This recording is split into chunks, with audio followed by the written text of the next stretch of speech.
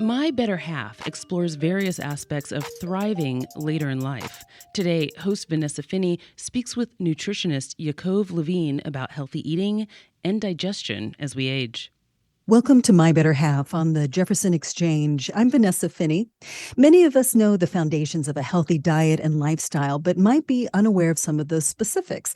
Our nutritional needs also change as we age, and that brings up new challenges. For example, older adults generally need more protein, just as their ability to digest it can start decreasing. The result is a widening gap between our lifespan and our health span, even as life expectancies rise. Here to talk about how to close that gap and maintain our core health as we get older is Yaakov Levine, a nutritional health coach at Natural Grocers in Eugene. Welcome, Yaakov. Happy to be here. I believe you earned your certification as a functional nutritional therapy practitioner from the Nutritional Therapy Association in your 50s. But your interest in health actually began when you were growing up. What first sparked your interest? Well, I grew up in a household where my dad had a series of heart attacks in his early 40s, and in my teen years, I started looking into how I can be healthier. Not to have heart disease like my dad and a lot of my aunts and uncles at the time. This is back in the 60s, and started reading some health books and eat more vegetables, and thought there would be a better way to be healthier. So what have you learned? I mean, Americans are living longer, but what's the state of health of older Americans?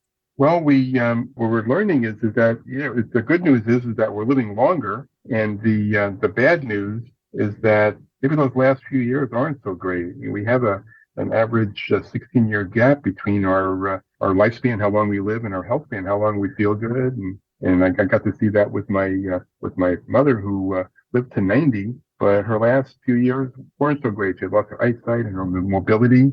And my goal in doing, and for myself and for the folks that I work with, is that health span be right up to the lifespan. Enjoy every last minute. The golden years that we hear about, having them be really golden. Right. So I guess one of the challenges of that is that a lot of the chronic diseases are occurring at younger and younger ages, right? Yeah, we're finding just some statistics. Heart disease at 65, the first occurrence, lung cancer at 60. This really startled me. Diabetes at 54, Alzheimer's 65, COPD or breathing issues at 45. So how can people close that gap between our health span and our lifespan? Well, have you heard the term "we are what we eat"? Sure. Yeah, well, that's a big piece to that. There's a lot of different factors that can help us to be healthier. Lifestyle and activity. We're finding some of the underlying factors that we are might be using more alcohol. Maybe we're still smoking, even with all the education about the harm of tobacco. Sedentary lifestyles, the couch potatoes amongst us. Something that's that probably newer to the last couple of generations is all the screen time on our cell phones, our computers, our flat screen TVs. One thing that was prevalent with the coronavirus, with that period of time, is social isolation, also contributing to our decreasing our health span. How does isolation affect our health span? You talk in your teachings about the difference between biological age versus chronological age. So how does something like isolation affect that? Well, that's just what we notice as far as the interaction that we have with others. Supports healthy mood, and that supports making better choices about what we eat if we're feeling better in general. That could be one piece of that. Isolating ourselves and not getting out in nature can also be an impact. We're again noticing that our some of the warning signs of our biological age speeding up as brain fog, weight gain, issues around constipation and diarrhea that I hear a lot about. Wrinkles that we have maybe earlier than we should. Achy joints, I hear that complaint a lot. Most people I talk to come to see me with different various complaints, and typically one of them is sleep issues. Right. You're listening to My Better Half on the Jefferson Exchange. I'm Vanessa Finney, and my guest is a nutritional health coach at Natural Grocers, Yaakov Levine, who's explaining how we can maximize our health span. So, Yaakov, some of the things that you just mentioned as warning signs of our biological age speeding up sound like things that we pretty much all accept as givens, things like crow's feet and weight gain. Are you saying that we shouldn't take these for granted as parts of normal aging, that we can help mitigate those things? Yeah, they don't have to be. Our body works really hard to keep our cells healthy and for us to have a balanced metabolism. But we're missing nutrients that we used to have. And I know, I bet you when you were growing up, your mom told you that you couldn't leave the dinner table until you finished eating your vegetables. Hmm. Our moms were smart. They knew that we needed the nutrients in our vegetables, in our fruit to give us the nutrients to support our health. And our food these days is probably not as healthy as it used to be as well. There's a wonderful book by Joe Robinson, Eating on the Wild Side, and he's one of the country's experts on where to find the best pasture-raised meats. And she realized years ago that having the healthy quality proteins and fats and healthy meats is a really important thing, but we need the nutrient density of the vegetables. And what she found is a lot of the vegetables that we have available now are not as healthy for us as they used to be. You don't have as much of the healthy nutrients with the free radical scavenging abilities. So you mentioned free radicals in there, and I know that's sort of coupled in the conversation with antioxidants. A lot of us have heard about the importance of antioxidants, and you get those from fresh organic fruits and vegetables. But what we might not know is how those things work together, how they have to be in balance. And if they're not in balance, it leads to what you call, what nutritionists called oxidative stress. And that actually is an underlying factor in many age-related illnesses and conditions. Can you briefly explain the role that antioxidants and free radicals work in those age-related syndromes and how we can avoid those conditions? Yeah, so free radicals or oxidative stress are just normal parts of life. Every time we breathe, there's an exchange of molecules that happen in our system, and that oxidative stress, you can think of those as bullies, say in a school setting, and the free radical scavengers, or the nutrients we get from our fruits and vegetables and from antioxidants, are the good guys that help take care of those bullies and help to keep things in balance. And again, those will come from those healthy fruits and vegetables that we eat. Okay, so that is something within our control. So the more fruits and vegetables, the more antioxidants, and the more we can actually, as far as our activities, genetics is one role, but as far as our lifestyle choices and dietary choices, we could actually influence our body's tendency to develop things like diabetes, cardiovascular disease, neurodegenerative diseases, and so on. All those things that we've become as a society start to take those in stride, that people will, necessarily start to develop those as we age, but it's not necessarily so. Yeah, correct. And I'm glad you mentioned genetics, because that's a key piece. I hear from a lot of folks saying, well, I have a genetic predisposition in my family to have diabetes. I'm just going to have diabetes eventually, or heart disease, or fill in the blank. And there's a science called epigenetics. And epigenetics is how we, by making either poor or good choices in what we eat, how we turn on or turn off the genes that can contribute to that increased oxidative stress and increased inflammation that we would have when we have that imbalance that you mentioned earlier of the free radicals and the antioxidants. So one of my goals in my work as a health educator is to teach folks that that we do have choices. The chronic diseases that we're having at younger ages that we talked about earlier, those are all within our control by what we choose as far as our diet and lifestyle.